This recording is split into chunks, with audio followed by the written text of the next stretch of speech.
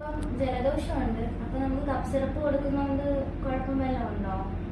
ജലദോഷത്തിന് cough syrup അവർക്ക് മൂക്കടപ്പല്ലേ മക്കൾക്ക് മൂക്കടപ്പല്ലേ ഉള്ളു. മൂക്കടപ്പിന്റെ മരുന്നുണ്ട്. ഇപ്പൊ അവർക്ക് മൂക്ക് ടെസ്റ്റ് ചെയ്യാൻ നോക്കി.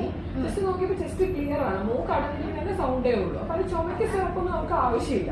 ജലദോഷം വന്നാൽ ജലദോഷത്തിനുള്ള മരുന്നുകൾ മതി. വെറുതെ നമുക്ക് അതിന് കഫ് സിറപ്പുകളുടെ ആവശ്യമൊന്നും ഇല്ല. പിന്നെ ഇപ്പൊ കുഞ്ഞിന്റെ കണ്ടീഷൻ വെച്ച് വേറെ ആന്റിബയോട്ടിക്സ് ഒന്നുമില്ല.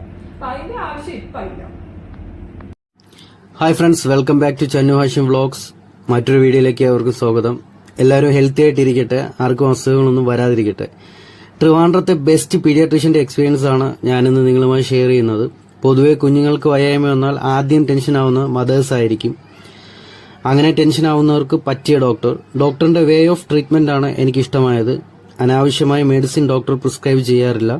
പിന്നെ ഇവിടെ വരുന്നവർക്ക് നല്ല കൗൺസിൽ കിട്ടും ഡോക്ടറിന്റെ വക ഫ്രീ ആയിട്ട്.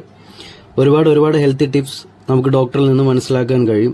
ഡോക്ടർ വിദ്യ, സീനിയർ കൺസൾട്ടന്റ്, SP മെഡിഫോർ ടീഞ്ചയ്ക്ക് ആണ് ഡോക്ടർ അവൈലബിൾ ആയിട്ടുള്ളത്. എത്ര ടെൻഷനായിട്ട് കുഞ്ഞുമായി വന്നാലും വിദ്യ ഡോക്ടറിന്റെ ടോക്കിൽ പേരന്റ്സ് കൂൾ ആവും.